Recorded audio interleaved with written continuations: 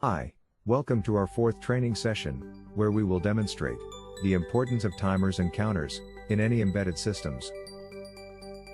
Timer and counters can be used to generate time delays, count input pulses, measure pulse width, and lots more. Any embedded system project involves three important steps. The first step, we select Embedded C as our programming language. The second step, LPC 2148 based evaluation board.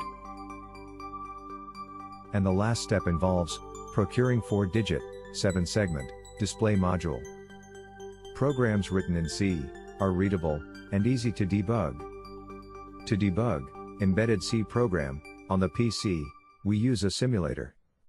We use a Jaguar debugger to download and test the program running on the target hardware.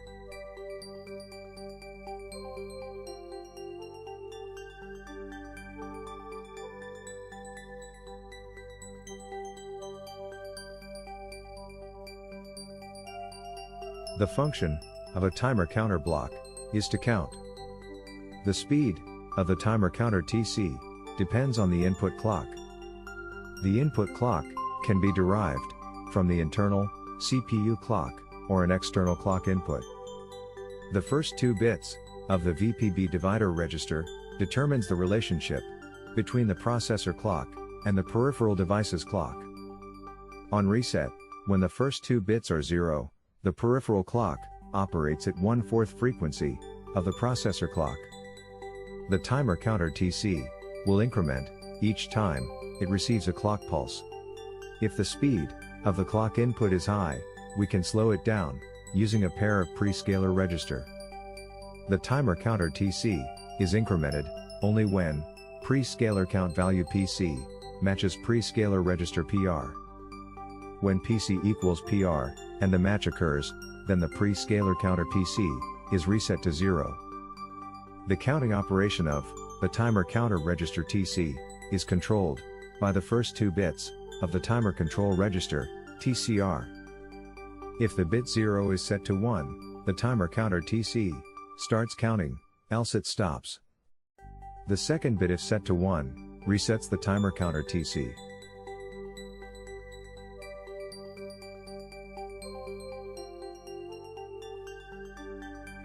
Let us now configure the timer counter block to operate as a timer. The first 2 bits of count control register CTCR decides the operation mode. If the first 2 bits are 0, timer counter block operates as timer, else it operates as counter. In the timer mode, we have 4 match registers, MR0, MR1, MR2 and MR3. If the timer counter TC count value matches with any one of the 4 match register, we can generate an interrupt, stop or reset the timer counter TC. In addition to the above features, the hardware block unit has 4 match output pins. If the match register MR0 matches the timer counter TC, the external hardware output can drive the corresponding match output pin high, low, or toggle the output bit. So 4 match register MR0 to MR3 can generate 4 output pulse, depending on when the match occurred.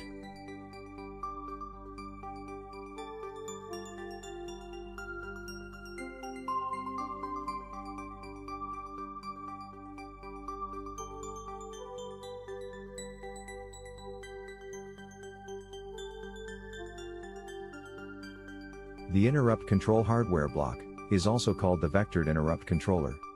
So when we say vectored, the VIC controller provides the ISR address of the interrupting device to the CPU. An interrupt can originate from either internal peripheral device or external peripheral devices.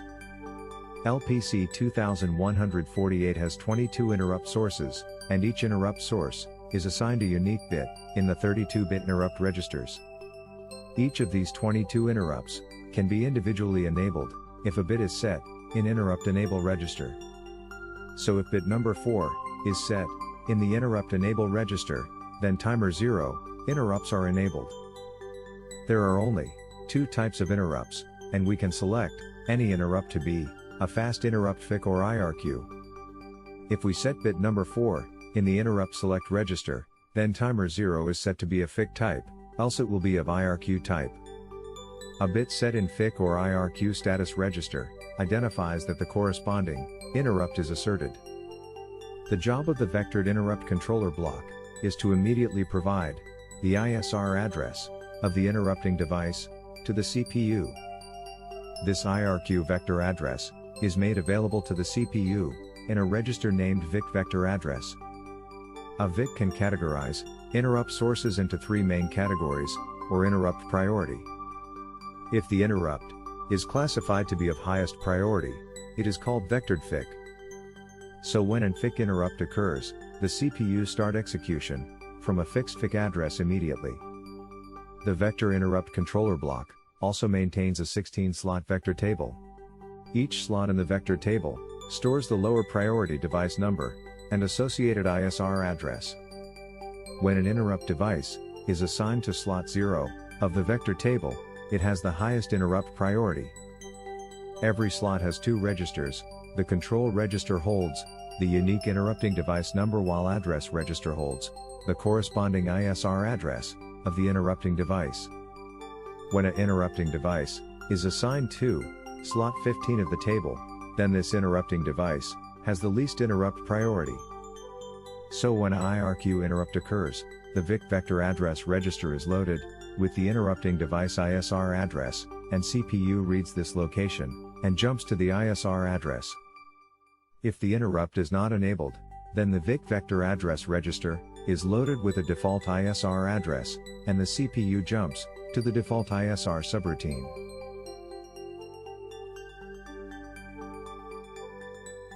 Let us start coding, as per the flow chart. The first step is to define a character pointer, named message pointer, and an integer variable, named hex count. As we all know, on power on reset, general purpose I/O port pins are all input. The processor on reset starts executing startup assembly file, and then jumps to our main program. Hence the first function call in the main routine is to initialize general purpose I/O port pins. The second function call is to configure the timer block and vector interrupt controller.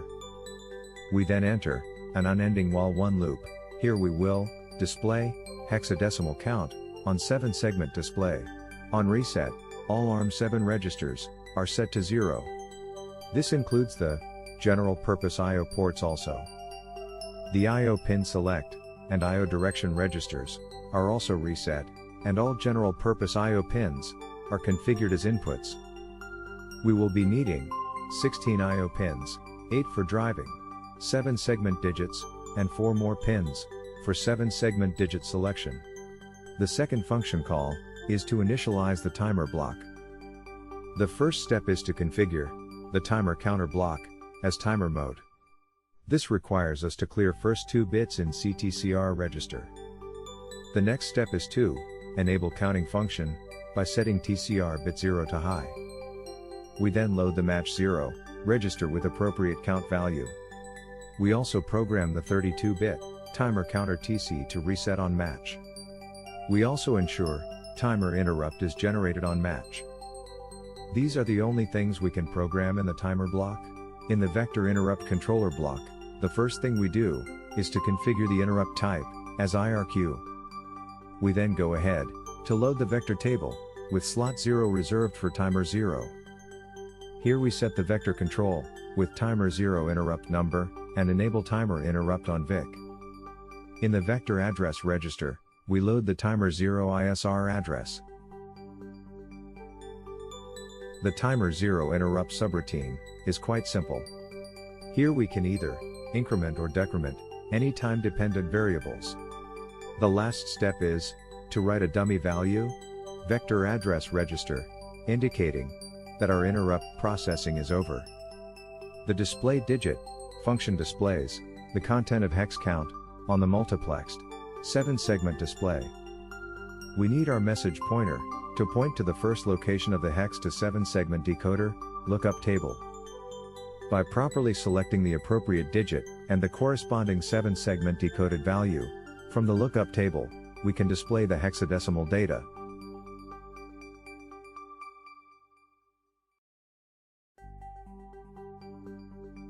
Let us start coding, as per the flow chart. The first step is to define a character pointer, named message pointer, and an integer variable, hex count. All C program starts from main. As we all know, on power on reset, general purpose I/O port pins are all input. Hence the first function call is to initialize general purpose I/O port pins. The second function call is to configure the timer block. We then enter an unending while one loop. Here we will display our count variable, hex count, on the 7-segment display.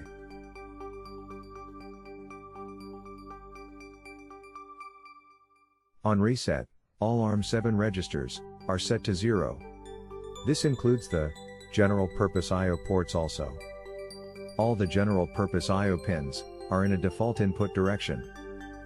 Hence the first step is to configure first 16 port pins as output.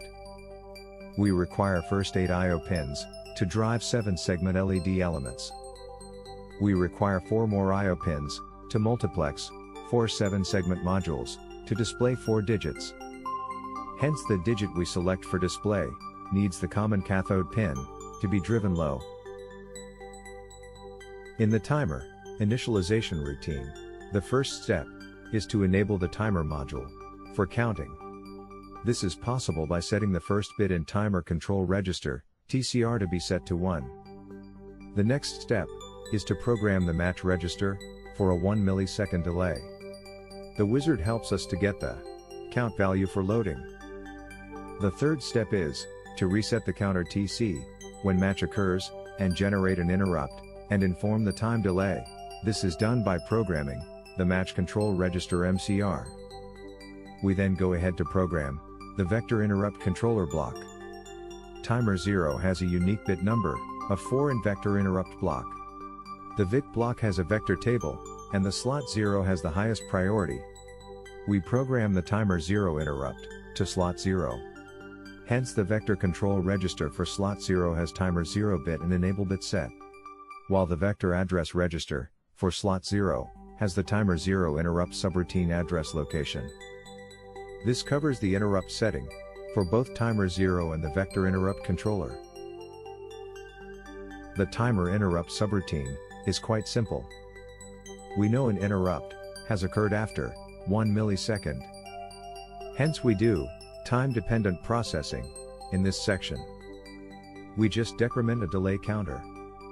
After this we reset interrupt bit for match register 0, and also do a dummy write to vector address register of the vector control block. This completes the interrupt subroutine processing. In the show digit function, we use the message pointer to point to the lookup table. This table contains unique segment values for each hexadecimal digit. The message pointer is initialized to point to the first location of the array. The message pointer is incremented exactly by the value in the hex count digit. The data pointed by the message pointer is used to drive the 7-segment display. Please note, as the display is common cathode, we need to select only one digit for display, while others are blanked out. We can now go ahead and write our own program in our compiler to drive 7-segment display using a timer.